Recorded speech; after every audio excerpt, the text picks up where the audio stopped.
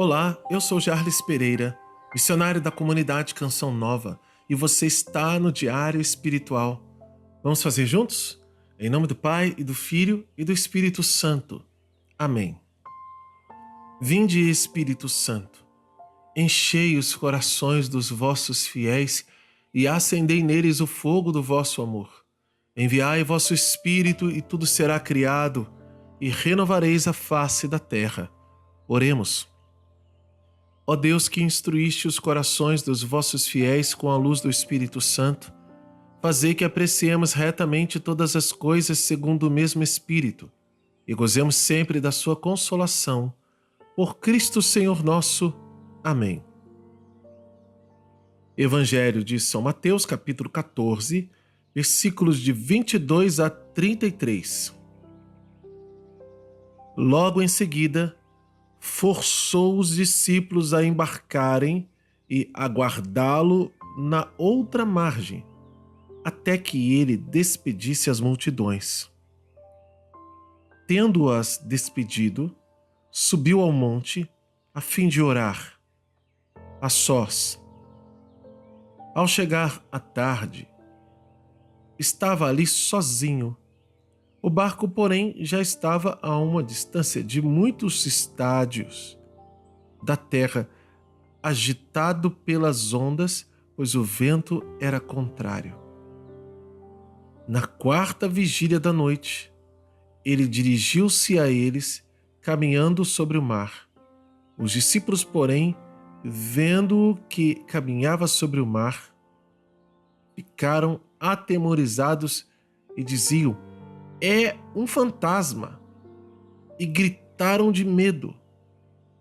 Mas Jesus lhes disse logo: "Tende confiança, sou eu, não tenhais medo."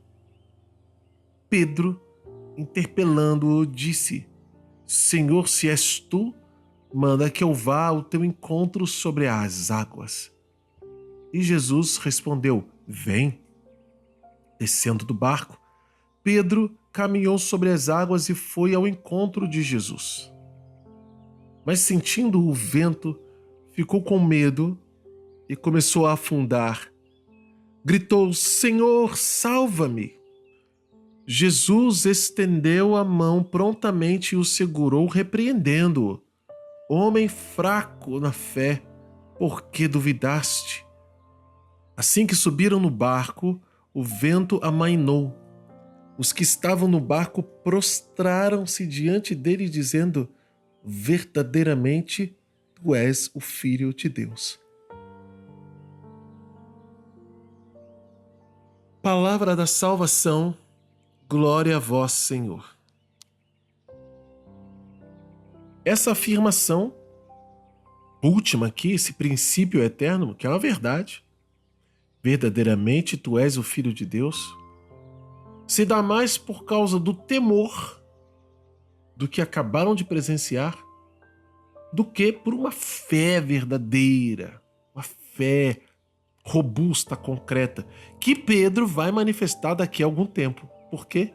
Porque nessa história toda, quem experimentou com mais força, com mais veemência, com mais experiência, foi Pedro. Porque foi Pedro que desafiou a si mesmo e a Jesus, andando sobre as águas. Jesus é Deus. Jesus sabia o que precisava ensinar para os seus discípulos. E Jesus ensinou muita coisa nesses poucos dias, nesse espaço de 24 horas, vamos dizer assim. Nessas últimas 24 horas, Jesus ensinou o quê? Ensinou que é preciso ter compaixão do povo. Depois de estar em Nazaré, de ensinar em Nazaré, de curar em Nazaré, e não foram muitas curas lá, Jesus foi para um outro lado do mar. Lá o povo foi atrás.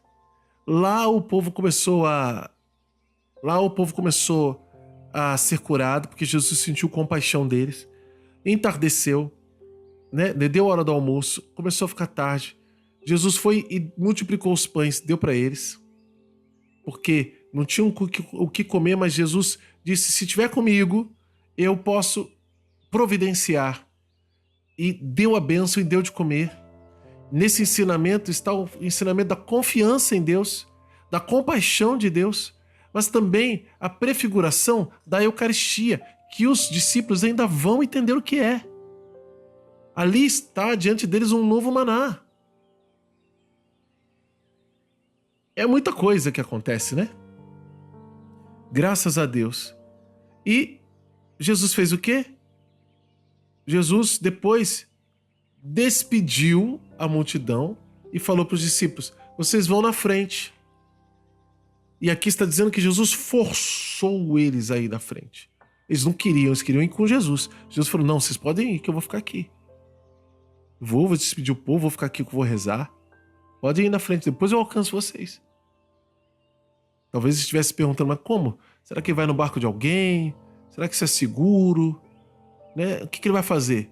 Enfim, Jesus foi e já de tarde começou o vento a ser agitado pelas ondas. Jesus ficou lá e os discípulos pelejando com a tempestade.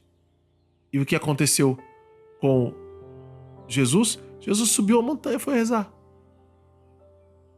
Já no finalzinho da madrugada, quase de manhã, é que Jesus foi ao encontro deles. E Jesus foi andando sobre as águas. Jesus não pegou barco, não deu a volta. Jesus foi andando sobre as águas para encontrar com eles.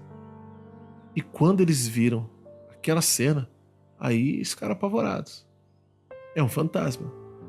Eles nunca tinham visto Jesus fazer aquilo. Tinham visto Jesus curar, Jesus libertar, né? Agora acabaram de ver Jesus multiplicar os pães. Mas andar sobre as águas, o que é isso? No meio daquela tempestade, não era uma visão muito agradável. De madrugada, à luz de velas. Ou seja, escuro, chovendo. Imagina o pânico. Jesus devia estar perto do barco deles para eles poderem ver por causa da chuva, das águas. E eles ficam apavorados e gritam, mas Jesus diz: coragem, tende confiança, sou eu. Não tenhas medo. Olha, sou eu. Esse sou eu era próprio de Jesus. Um fantasma vai dizer sou eu? Vai dizer buh, ah, né? A imagem que a gente tem de fantasma é que ele quer nos assustar, né? Jesus não veio para nos assustar. Jesus diz: sou eu. Sou eu. Tende confiança. Não tenha medo. Pedro aí desafia. Pedro aí, ele tem a fé diferenciada mesmo. Porque ele diz: se é Jesus mesmo, eu vou conseguir andar também. Porque eu sei que Jesus tem poder para fazer isso. E Jesus diz para ele: vem. E ele faz a experiência linda de andar sobre as águas. É muito mais de vencer o mar, que era pela força do mal, mas de saber que há um Deus que pode realizar na vida dele tal prodígio e está tão perto dele. Mas Pedro, como nós, ficou preocupado com aquilo que aconteceu ao seu redor. A água batendo, se molhando e começou a afundar. Que tirou os olhos de Jesus e gritou: salva-me, Senhor! E imediatamente Jesus estende a mão, segura a mão dele, puxa ele, mas repreende: você duvidou por quê? Homem fraco na fé. E aqui vem um princípio eterno. O homem fraco na fé, ele duvida. Se nós duvidamos, nós somos fracos na fé. Assim como se nós tememos, nós somos fracos no amor. Foi o que São João ensinou para nós lá na primeira carta. Quem tem amor lança fora o temor. Ou seja, quem teme é porque não ama o suficiente. Oh, meu Deus. Eu não tenho fé suficiente nem amor suficiente. Eu sou que nem Pedro. Mas eu preciso confiar que o Senhor é verdadeiramente quem diz ser, filho de Deus e confiar sempre todos os dias. Eu louvo e bendigo a Deus por isso e peço a você que comigo faça isso também. Louve, bendiga a Deus por Ele ter piedade e misericórdia de nós, tão fracos na fé, tão fracos no amor. Mas ainda assim, nós experimentamos dar alguns passos sobre as águas. Vamos anotar no nosso diário. Tem aqui, princípios eternos e ordens de Deus. Ordens de Deus, versículos 27, 28 e 29. E princípios eternos, versículos 27.